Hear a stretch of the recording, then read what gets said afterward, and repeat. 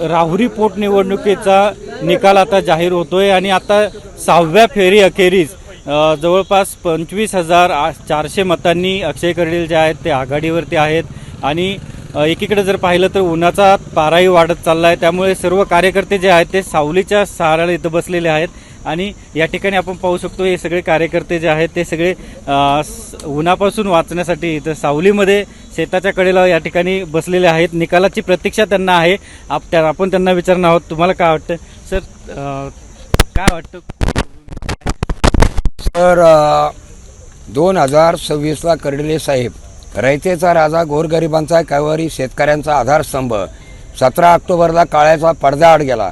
वास्तविक पाहता ह्या राहुरी तालुक्यातून पोटनिवडणुकीमध्ये बिनविरोध इलेक्शन व्हायला पाहिजे होतं, कारण महाराष्ट्राची जी परंपरा आहे, महाराष्ट्राच्या परंपरेमध्ये जर एखाद्या कुटुंबातला एखादा माणूस जर गेला तर त्या जागी त्या कुटुंबातलाच माणूस बिनविरोध देण्याची परंपरा आहे।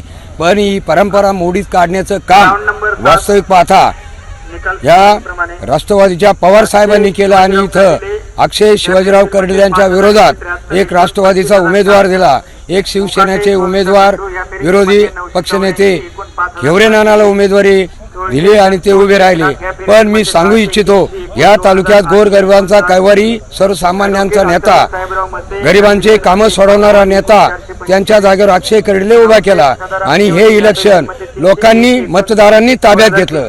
वास्तविक पाहता या तालुक्यातले मंत्रीपद भूषवणारे प्राजक्तदादा यांनी सुद्धा रवींद्र चव्हाण साहेब, नामदार साहेब राधाकृष्ण विखे, सुजयदादा विखे यांच्या विनंतीला मान देऊन आपला उमेदवारी अर्ज माघारी घेतला। त्यांनी सुद्धा मनाचा मोठेपणा केला, भावनिक झाले। मी असं म्हणू शकतो की या तालुक्यातली सुधारणा होण्यासाठी, या तालुक्याचा विकास होण्यासाठी वास्तविक पाहता त्यांनी मनाचा मोठेपणा केला आणि या इलेक्शनमध्ये माघारी घेतली।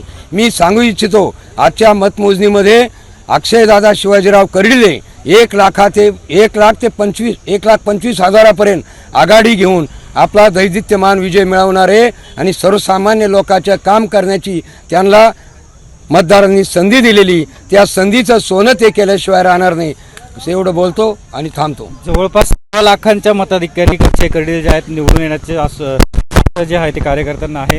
तुम्हाला काय वाटतं ही निवडणूक जी इथं लागली गेली आहे, बारामतीत तसंच झालं किंवा यांनी सांगितलं की ही निवडणूक अशी लादली गेली, ही बिनविरोध पण होऊ शकत होती, तुम्हाला तशी निवडणूक ही बिनविरोध व्हायलाच पाहिजे होती, पण राजकारण याच्यामध्ये जे अडमुठेपणा करतात त्याचं प्रायचित्त त्यांना मिळणारच आहे मतदारा जनतेकडून। आणि अक्षय कर्डिले 1,35,000 100% विजय होतील हे आम्हाला सर्व जनतेला आत्मविश्वास आहे। आणि आता 12 वाजायच्या आतच हा सर्व निकाल स्पष्ट होणार आहे। तसं पाहिलं तर राहुरी शहरामध्ये सगळीकडे विजयाचे बॅनर लागलेले आहेत। आत्मविश्वास आहे, 1,35,000 ते 40,000 अक्षयदादा निवडून येणार 100%। 35,000 ते 40,000 कंप्लीट येणार। बोला, पहिल्या फेरीपासूनच अक्षय कर्डिले जे आहेत ते आघाडीवरती आहेत, आत्ताही ते 25,000पेक्षा जास्त आघाडीवरती आहेत, काय सांगा?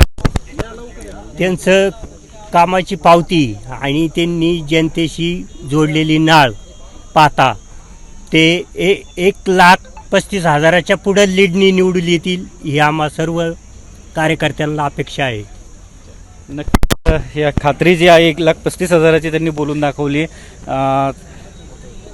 या ठिकाणी आणखी काही कार्यकर्ते आहेत, त्या बाबांना विचारणार आहोत। बाबा, दिवंगत शिवाजीराव कर्डिले आहेत, त्यांच्या निधनानंतर जे आता अक्षयदादांना निवडणूक लढावी लागली, कुठंतरी हे भावनिक होतं वातावरण।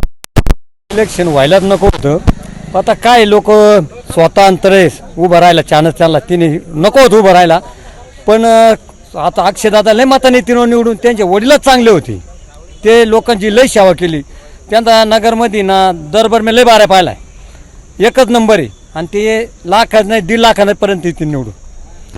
नक्कीच या ठिकाणी कार्यकर्त्यांनी 1.5 लाखापर्यंत निवडून येण्याची जी खात्री आहे ती दाखवलेली आहे। अक्षय कर्डिले हे आता कुठंतरी विजयाकडे वाटचाल करतायत असं हे चित्र जे स्पष्ट होतंय आणि 12 वाजेपर्यंत किंवा 1 वाजेपर्यंत निकाल जे आहेत ते आपल्याला पूर्णपणे हातात येणार आहेत। LS मराठीसाठी अमोल मतकर, राहुरी, अहिल्यानगर।